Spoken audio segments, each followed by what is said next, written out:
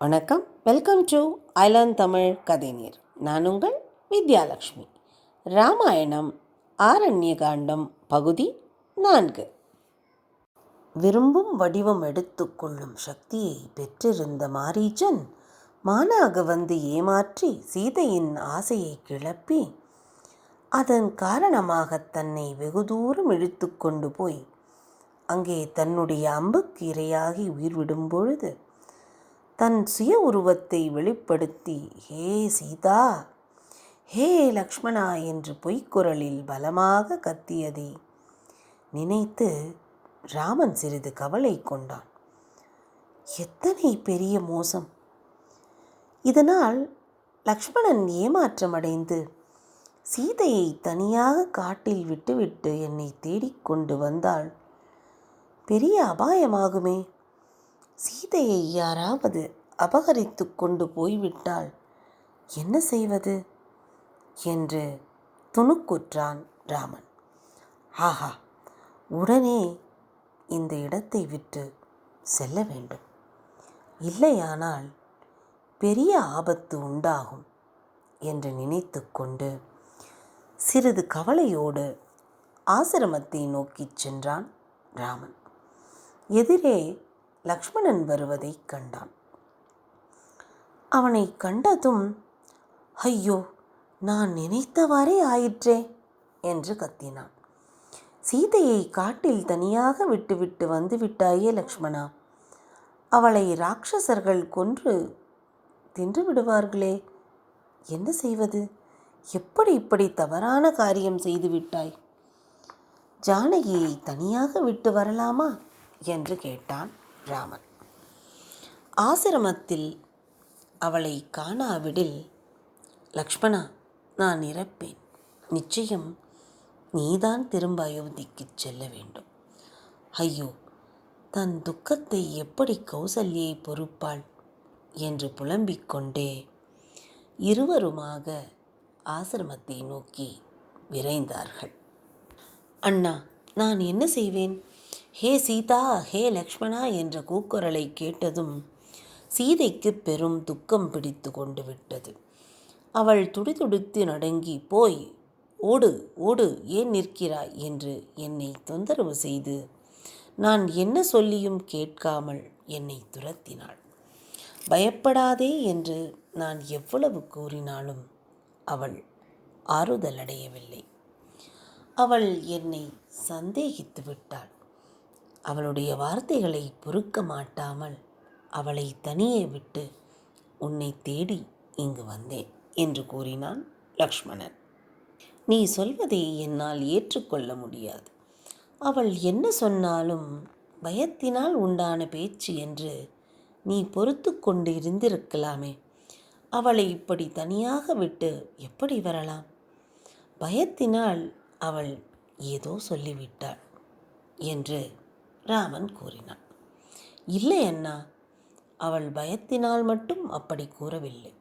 நான் செல்லவில்லை என்று தோன்றினாள் உடனே அவள் தன்னுடைய உயிரை மாய்த்து கொள்ளவும் தயாராக இருந்தாள் என்று மேலும் சொன்னான் லக்ஷ்மணன். ஆசிரமத்தை அடைந்ததும் சீதையின்றி சூன்யமாக கிடப்பதை பார்த்தார்கள். ராமனுடைய இதயம் உடைந்து போயிற்று. அங்கே குடிசை பாழாய் கிடந்தது. ராமன் விம்மி விம்மி அழுதான். இங்கும் அங்கும் குடிசையை தேடினான். ஓடி ஓடி தேடி பார்த்தான். மரங்களிலும் இலைகளையும் புஷ்பங்களையும் வாடி இருந்தன. சீதையை எங்கும் காணவில்லை. ஐயோ, கொன்று தின்று விட்டார்களோ, இல்லை எங்கேயாவது தூக்கி கொண்டு போய்விட்டார்களோ? அவள் எப்படி பயந்து போயிருப்பாள்? என்னால் தாங்க முடியவில்லையே.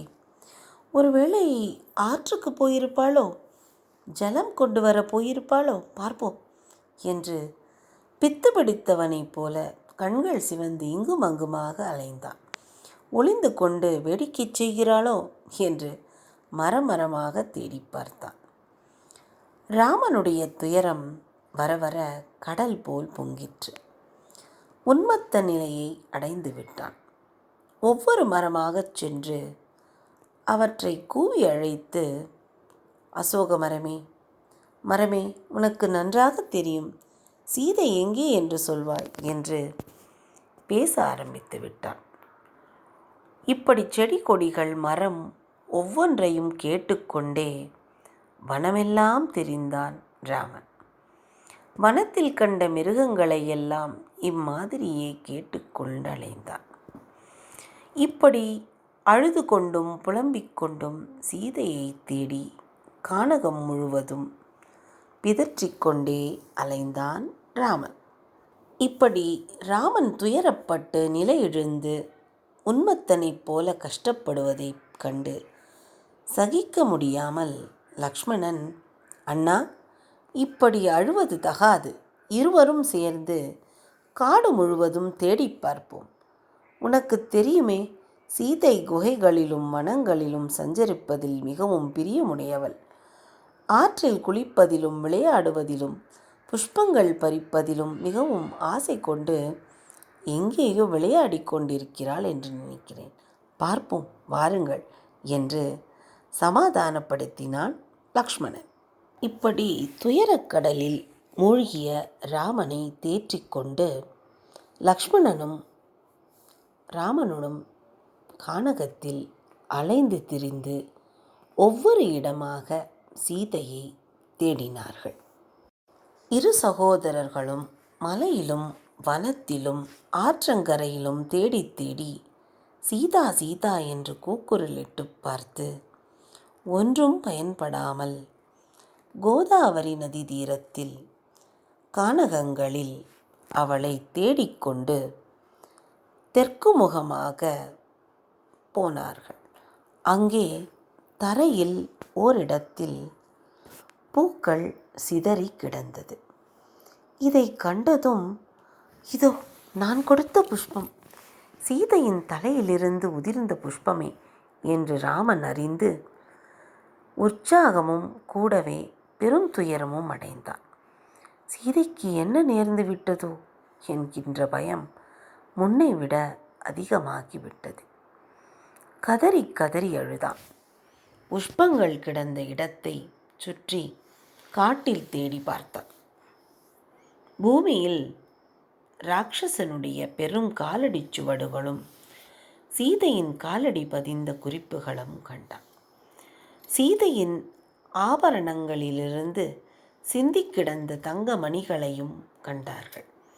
அவற்றை பார்த்து, ராமன், பார்த்தாயா லக்ஷ்மணா, அவளை பிடித்து தின்பதற்காக இந்த அரக்கர்கள் துரத்தி துரத்தி இப்படி அவளை கொன்றிருப்பார்களோ என்று கேட்டான். பிறகு உடைந்து கிடந்த தேரின் பாகங்களை கண்டான். இரத்தம் சிந்தியிருப்பதையும் கண்டான். அங்கே போர் நடந்ததற்கான அறிகுறிகள் இருந்தது. என்ன இது? வில்லும் அம்பும் கிழிந்த துணியும், இங்கே யார் யுத்தம் செய்திருப்பார்கள் என்று யோசிக்கலானான். நடந்த விஷயங்களை அறிந்து கொள்ள வேண்டி சிறிது தூரம் யாராவது உள்ளார்களா என்று தேடி போனார்கள். கீழே குற்றுயிரும் குலை உயிருமாக கிடந்த ஜடாயுவை பார்த்து பதறிப்போய் நடந்தது யாது என்று கேட்டார்கள். அப்போது ஜடாயு தீனமான சுரத்தில், அப்பனே ராமா, என் உயிர் இன்னும் ஒரு கணம்தான் இருக்கும். இந்த வனத்தில் தேடி தேடி அலைகிற உன் தேவியானவள் ராவணனால் தூக்கி போகப்பட்டாள். அத்துடன் என் உயிரையும் தூக்கிச் சென்று விட்டான். சீதாதேவியை அவனிடத்திலிருந்து காப்பாற்ற வேண்டி அவனுடன் யுத்தம் செய்தேன். அதனால் என்னுடைய சிறகு அறுபட்டு என் கால்கள் துண்டிக்கப்பட்டு இங்கே கிடக்கிறேன் என்று கூறி மூர்ச்சையானான் ஜடாயு. மூர்ச்சை தெளிந்து எழுந்த ஜடாயு, என் உயிரை இவ்வளவு நேரம் வைத்து கொண்டிருந்தது உனக்கு இந்த விஷயத்தை சொல்லத்தான் என்று கூறி தன் உயிரை விட்டது. ஜடாயுவின் சொல்லை கேட்டதும் ராமன் கண்களிலிருந்து ஆறு போல கண்ணீர் பெருகிற்று. பறவையை கட்டி அணைத்து கொண்டு எல்லை மீறிய துக்கத்துடன் அழுது கொண்டிருந்தான். லக்ஷ்மணா, என்னை போன்ற துர்பாக்கியசாலி யாரும் இல்லை. நாட்டை இழந்து காட்டுக்கு வந்து இங்கே சீதையையும் இழந்தேன். தசரதனுக்கு பதில் நமக்கு தந்தையாக இருந்த இந்த ஜடாயுவையும் நாம் இழந்து விட்டோம். எனக்காக தன் உயிரையே விட்டான். சீதையை இழந்த துக்கத்தை விட இது எனக்கு அதிக துக்கத்தை தருகிறது. நான் நெருப்பில் விழுந்தாலும் என்னுடைய இந்த துக்கம் மாறாது என்று கூறி கண்ணீர் விட்டான் ராமன். சீதையின் நிலையை கூறி உயிர் விட்ட ஜடாயுவிற்கு தன் தந்தைக்கு செய்ய தவறிய இறுதிக் கடன்களை ராமனும் லக்ஷ்மணனும் செய்தார்கள். இது அவர்களின் துக்கத்தில் ஒரு சிறிய ஆறுதல் அளித்தது. பின்பு அவர்கள் சீதையை தேட ஆயத்தமானார்கள். காட்டில் சீதையை மறுபடியும் தேடி சென்று கொண்டிருந்தார்கள். காட்டில் போய் கொண்டிருக்கும் பொழுது எதிர்பாராதபடி ஓர் கோர உருவம் கொண்ட ராட்சசனுடைய கைகளில் இந்த ராஜகுமாரர்கள் அகப்பட்டு கொண்டார்கள். அவனுக்கு தலையும் இல்லை, கால்களும் இல்லை. பெரிய வயிறு, மிக நீண்ட 2 கைகளுமே அதன் உருவம். காட்டில் ஓரிடத்தில் அசையாமல் இருந்து கொண்டு 2 கைகளையும் நீட்டி அவற்றுள் அகப்படும் மிருகங்களோ மனிதர்களோ எது கிடைத்தாலும் அப்படியே வயிற்றுக்குள் போட்டுக்கொள்ளும். இப்படி இருக்கும் ஓர் உருவத்திடம் மாட்டிக்கொண்டார்கள் இந்த ராஜகுமாரர்கள். சிறிது நேரம் என்ன செய்வதென்று தெரியாமல் இருந்த அவர்கள் பிறகு, நீ ஒரு கையை வெட்டித்தல், நான் ஒரு கையை வெட்டித் தள்கிறேன் என்று ராமன் லக்ஷ்மணனுக்கு ஆணையிட்டான். அப்படியே செய்தார்கள். அந்த அரக்கனின் பெயர் கபந்தன். கைகளை வெட்டியவுடன் ஒன்றும் செய்ய முடியாமல் அரக்கன் பேச ஆரம்பித்தான். நான் செய்த அக்கிரமத்தால் சாபம் பெற்று இந்த உருவத்தில் வாழ்ந்து வருகிறேன். நீங்கள் ராமலக்ஷ்மணர்கள் என்று என்கிறேன். நீங்கள் வந்து என் கைகளை வெட்டி என் உடலை தகனம் செய்தீர்களானால் நான் என் சொந்த உருவம் பெறுவேன் என்று இந்திரன் எனக்கு சாப விமோச்சனம் அளித்திருக்கிறான். இப்படி கூறிய அவனின் வார்த்தைகளை கேட்டு ராஜகுமாரர்கள் கபந்தனை எரித்தார்கள். எரித்ததும் அவனுடைய அழகான ஸ்வரூபம் நெருப்பிலிருந்து வெளியே வந்து சொர்க்கம் செல்ல விமானம் ஏறியது. நீங்கள் சீதையை அடைவீர்கள். மிகவும் ரம்யமான பம்பா தீரத்திற்கு சென்று அங்கே ரிஷ்யமுக மலையில் வசித்து வரும் சுக்ரீவன் என்ற வானர ராஜாவின் உதவியை பெறுங்கள். அவன் தன் அண்ணனாகிய வாலியால் ராஜ்யத்திலிருந்து துரத்தப்பட்டு துன்பப்பட்டு கொண்டிருக்கிறான். அவனுடைய நட்பை நீங்கள் பெற்றால் உங்களுடைய காரியம் சுலபமாக நிறைவேறும் என்று சொல்லி மறைந்தான் கபந்தன். பிறகு ராமனும் லக்ஷ்மணனும் பம்பையை நோக்கி சென்றார்கள். அந்த அழகிய பிரதேசத்தில் ரிஷியின் சிஷ்யையான சபரி என்கிற ஒரு வயதான மூதாட்டி இவர்களை பார்த்து இவர்களுக்காக பழங்களை சேகரித்து தந்தாள். அந்த பழங்கள் எல்லாம் கடித்து கிடந்தன. இந்த பழங்களை யார் கடித்தது என்று லக்வணன் கேட்டான். அப்பொழுது சபரி, நான் தான் இந்த பழங்களை கடித்தேன். ஏனெனில் ராமன் வருவான், அவனுக்கான பழங்களை நான் கொடுக்க வேண்டும் சிறந்த பழங்களாக கொடுக்க வேண்டும் என்று எண்ணி நன்றாக உள்ளதா என்று கடித்து பார்த்து எடுத்து வைத்தேன் என்று சொன்னாள் சபரி. சபரியின் அன்பில் மெய்மறந்து போன ராமனும் லக்ஷ்மணனும் அவள் கொடுத்த பழங்களை எடுத்துக்கொண்டார்கள். பின்பு ராமனிடத்தில் அவனுடைய மடியிலேயே தன் உயிரை நீத்தாள் சபரி. லக்ஷ்மணா, என் உள்ளத்தில் வெற்றி அடைவோம் என்கிற உணர்ச்சி தோன்ற ஆரம்பித்திருக்கிறது. சுக்ரீவனை பார்க்கும் வழியை தேடுவோம் என்றான் ராமன். பம்பையை நோக்கிச் சென்றார்கள். பம்பையாரும் தடாகமும் வனமும் வசந்த பருவத்திற்குரிய அழகோடு சோர்த்திருந்தன.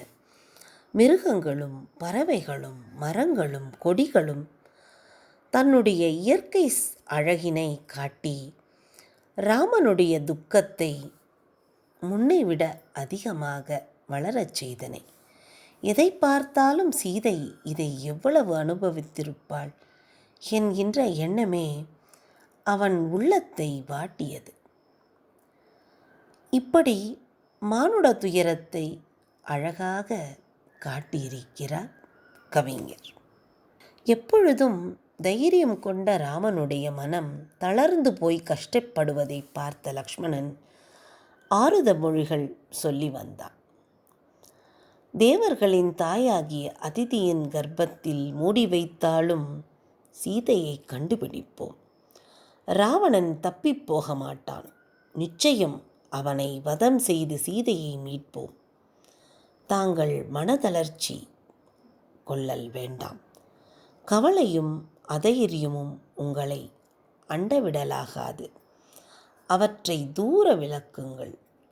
ஒரு பொருளை இழந்தால் அதனை மறுபடியும் பெறுவதற்கு மனிதன் இடைவிடாத முயற்சியுடன் வேலை செய்ய வேண்டும்.